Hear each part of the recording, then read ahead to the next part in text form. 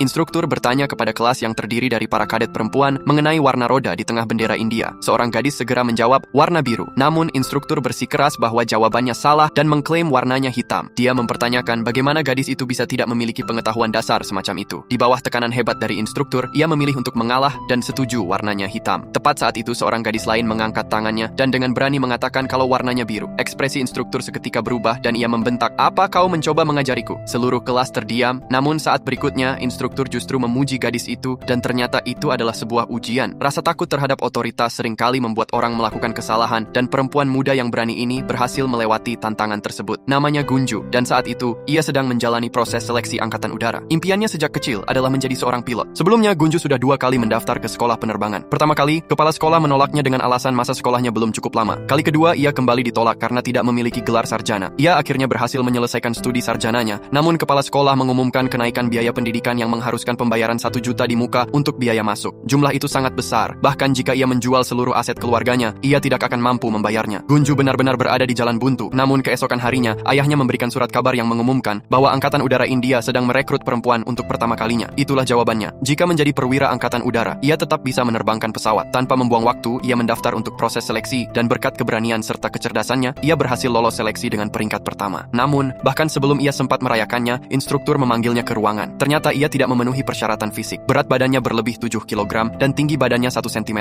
di bawah batas minimum. Ini adalah masalah besar. Berat badan bisa diturunkan, tetapi tinggi badan adalah hal yang tidak bisa diubah sama sekali. Dalam perjalanan pulang, Gunju menangis, merasa bahwa kerja kerasnya selama bertahun-tahun telah sia-sia. Saat ia sedang bimbang apakah harus menyerah, ayahnya muncul dan berpesan agar ia melakukan yang terbaik dan menyerahkan sisanya pada takdir. Didorong oleh semangat dari ayahnya, Gunju bangkit kembali dan memulihkan tekadnya. Setiap hari sebelum fajar, ia memulai rutinitas lari, lompat tali, dan latihan mengangkat lutut tinggi. Berat badannya turun dengan cepat. 2 minggu kemudian, ia kembali menemui instruktur untuk pemeriksaan fisik lanjutan. Kali ini ia memenuhi syarat berat badan, namun tinggi badannya masih kurang. Karena tidak ada pilihan lain, instruktur membawanya ke simulator penerbangan. Perlu diketahui, kursi dan kendali kokpit dirancang berdasarkan proporsi tubuh tertentu. Bahkan selisih 1 cm saja dapat sangat memengaruhi cara seseorang mengoperasikan pesawat. Coba pegang tuas ini dan bersandar ke belakang, kata instruktur. Ternyata itu berhasil. Sekarang, injak pedalnya. Sebuah keajaiban terjadi. Meskipun tinggi badan Gunju kurang, rentang lengannya 1,5 cm lebih panjang dari rata-rata, cukup untuk mengimbangi postur tubuhnya. Dan begitu saja, hambatan terbesar itu teratasi dengan sempurna. Gunju mewujudkan mimpinya dan masuk Akademi Angkatan Udara. Didorong oleh semangat pantang menyerah serta usaha tanpa lelah siang dan malam, ia segera mendapatkan kesempatan untuk terbang. Dengan bangga ia memberi hormat kepada ayahnya, tanpa menyadari bahwa gelombang niat jahat sedang mengarah padanya. Keesokan harinya, ia hendak berganti pakaian ke setelan penerbangan untuk naik ke pesawat. Namun ruang ganti penuh dengan pria. Ia mencoba ruang kantor, tetapi ruangan itu dipenuhi atasan pria, dan satu-satunya toilet yang tersedia, tentu saja, hanya untuk pria. Karena tidak punya pilihan lain, ia berlari kembali ke asramanya untuk berganti pakaian. Namun, saat ia kembali ke landasan, jadwal terbangnya sudah terlewat. Para atasan mengkritiknya dengan keras, dan rekan-rekannya berbisik-bisik di belakangnya. Meski begitu, akankah ia menyerah hanya karena kesulitan seperti ini? Ia pergi ke ruang ganti pria, dan membuat bilik kecil yang tertutup menggunakan lemari loker dan tirai, sehingga masalah berganti pakaian pun teratasi dengan mudah. Namun masalah baru muncul. Meskipun ia tiba tepat waktu, rekannya tidak kunjung datang. Sang kapten datang terlambat dan berkata kepadanya, "Rekanmu sedang sakit, kembalilah dan beristirahatlah." Keesokan harinya, ia tiba lebih awal di pesawat, namun kembali berhadapan dengan kapten yang sama. "Aku sudah menugaskan rekan baru untukmu, tapi istrinya sakit sehingga ia tidak bisa datang. Yang berarti kau juga tidak bisa terbang." Pada hari ketiga, kapten yang sama memberikan alasan lain. Pesawat mengalami kebocoran bahan bakar. Pada titik ini, kesabarannya akhirnya habis. Bagaimana mungkin hanya dia yang selalu menghadapi situasi khusus setiap saat? Ternyata, tidak ada satupun pilot pria yang mau menjadi rekan terbang seorang wanita, sehingga mereka terus-menerus meminta izin libur kepada kapten. Setelah mengajukan protes, ia akhirnya mendapat kesempatan terbang pada hari keempat. Namun, rekannya melarangnya melakukan apapun dan berkata, "Duduk saja di situ dan jangan merepotkanku." Akibatnya, saat tiba waktunya evaluasi akhir musim, sementara pilot lain telah mencatatkan sekitar 90 jam waktu terbang, ia hanya berhasil mencatatkan 11 jam. Atasannya sangat marah dan menolak mendengarkan penjelasannya, lalu langsung memerintahkan, "Hari ini kau terbang bersamaku. Jika ada masalah sekecil apapun, kau dikeluarkan." Atasan ini dikenal luas sebagai instruktur yang sangat kejam dan keras. Sejak awal, pria itu memberinya tantangan berat. Saat helikopter sedang melaju kencang, ia tiba-tiba memerintahkan pendaratan darurat. Helikopter berguncang hebat. Sempat muncul rasa panik, namun ia segera menguasai diri. Ia langsung memilih lokasi pendaratan yang paling ideal, tetapi atasannya menganggapnya terlalu mudah dan memerintahkannya untuk mendarat di paling selatan yang jauh di sana. Bahkan seorang pilot andal pun mungkin akan ragu menghadapi area pendaratan sesempit itu. Namun Gunju tidak gentar sedikit pun. Ia menaikkan hidung helikopter untuk mengurangi kecepatan, turun perlahan, dan mendarat dengan sangat stabil. Bahkan atasannya yang dikenal sangat perfeksionis dan keras tidak menemukan celah pada pendaratan yang begitu sempurna itu. Lalu ia pun melanjutkan melanjutkan pelatihan Gunju dengan standar yang paling ketat. Hari-hari Gunju diisi dengan cercaan tiada henti. Namun, justru sikap keras itulah yang memacu peningkatan kemampuan Gunju dengan pesat. Ia mampu menaklukkan medan paling berbahaya sekalipun dengan kemudahan yang luar biasa. Akhirnya, pada evaluasi akhir musim, Gunju dianugerahi gelar pilot terbaik. Para pilot pria lainnya saling berpandangan, sementara sang kapten yang memimpin kelompok itu memiliki rencana. Esok harinya, saat dia memberikan tugas kepada anggota tim pria, sang kapten memotong perkataannya. Turunlah, ini adalah tugas untuk pria. Gunju terkejut sekaligus marah. Ia telah meraih kualifikasi ini berkat kerja keras dan kemampuannya sendiri. Mengapa tugas itu harus diserahkan kepada orang lain? Sang kapten melangkah mendekat dengan sikap agresif dan memerintahkan Gunju untuk duduk berhadapan dengan seorang anggota tim pria guna melakukan adu panco. Meskipun Gunju adalah seorang prajurit, bagaimana mungkin kekuatan fisik wanita bisa menandingi pria? Benar saja, ia langsung kalah telak. Tangannya dipaksa jatuh sekali, lalu sekali lagi, berulang kali. Setelah itu, sang kapten berlalu pergi tanpa menoleh sedikit pun. Gunju berdiri terpaku. Meski telah menjalani pelatihan berat dan berupaya keras mengasah kemampuan terbangnya, tak ada seorang pun yang peduli. Dengan perasaan kecewa, ia menulis surat pengunduran diri dan meninggalkan pangkalan udara malam itu juga. Namun, baru saja ia tiba di rumah, ayahnya memberitahu bahwa pengunduran diri itu telah dibatalkan dan angkatan udara memintanya segera kembali bertugas. Akan tetapi, Gunju tidak lagi berhasrat untuk mencoba. Ia mengatakan kepada ayahnya bahwa ia hanya ingin menikah, memiliki anak, dan menjalani kehidupan yang tenang serta biasa saja. Alih-alih mendengarkan keluh kesahnya, sang ayah membawanya ke dapur dan memintanya memasak. Namun Gunju belum pernah memasak sebelumnya. Itu adalah permintaan yang mustahil baginya. Kemudian sang ayah mengangkat sebuah stopless berisi bubuk dan bertanya, "Tahukah kau bumbu apa ini?" Gunju menggelengkan kepala. Akhirnya, sang ayah mengungkapkan apa yang sebenarnya ada di benaknya. Ayahnya berbalik dan pergi, meninggalkan Gunju dalam lamunan yang dalam. Keesokan harinya, ia mengemasi perlengkapannya dan kembali ke militer. Namun, setibanya di sana, ia mendapat kabar bahwa perang telah pecah. Sebuah unit di garis depan disergap musuh dan bantuan helikopter sangat dibutuhkan. Sayangnya, di saat kritis itu, semua pilot lainnya sudah dikerahkan. Melihat situasi yang semakin genting, sang kapten mengambil keputusan besar. Gunju terlihat melangkah menuju landasan pacu sambil menenteng helm penerbangnya. Dia menarik tuas kendali dan lepas landas dari landasan. Setiap gerakan dilakukan dengan presisi yang sempurna. Dia mengikuti pesawat sang kapten memasuki ngarai berbahaya, tempat medan yang curam dan sinyal komunikasi sangat buruk. Lalu, hal tak terduga terjadi. Pesawat kapten disergap oleh tentara musuh dan kontak pun terputus. Markas besar segera memerintahkan Gunju untuk mundur dan membatalkan misi. Menghadapi situasi berbahaya ini, Gunju tanpa ragu memilih untuk tidak mematuhi perintah, semata-mata karena mengutamakan keselamatan rekan setimnya. Dia mengendalikan pesawat dan memberi isyarat kepada rekannya untuk mengambil senjata. Memanfaatkan kelengahan musuh, mereka melancarkan serangan mendadak dari arah belakang. Rentetan tembakan gencar menghantam peti bahan peledak musuh, sehingga ancaman langsung itu berhasil dilumpuhkan. Dia kemudian mendaratkan pesawat dengan mulus dan bergegas menuju medan tempur yang dipenuhi asap, lalu dengan cekatan melepas sabuk pengaman sang kapten. Sang kapten terperangah. Di tengah hujan peluru, dia dan rekannya membawa korban luka ke helikopter sebelum kembali ke kursi mereka, berniat untuk segera melarikan diri. Tepat saat itu, musuh menghujani pesawat dengan tembakan hingga menyebabkan kerusakan teknis. Sementara sebuah peluncur roket melesat cepat ke arah mereka dari kejauhan. Di saat kritis itu, Gunju dengan sigap mendorong tuas kendali ke depan. Manuver heroiknya menyelamatkan sang kapten dan rekannya. Kemudian, di ruang perawatan, kapten yang telah diselamatkannya mengulurkan tangan, menantangnya untuk beradu panco. Dia kemudian dengan sukarela menurunkan lengannya, mengakui kekalahan dari Gunju. Pada saat itulah, dia akhirnya menepis segala prasangkanya. Gunju kembali ke satuannya, diiringi tepuk tangan meriah dari rekan-rekannya. Kisah ini didasarkan pada peristiwa nyata. Tokoh utamanya adalah Gunjan Saksena, perwira wanita Angkatan Udara pertama yang bertugas di zona tempur. Di tengah riuh tepuk tangan, dia akhirnya mendapatkan penghormatan yang memang sangat layak ia terima.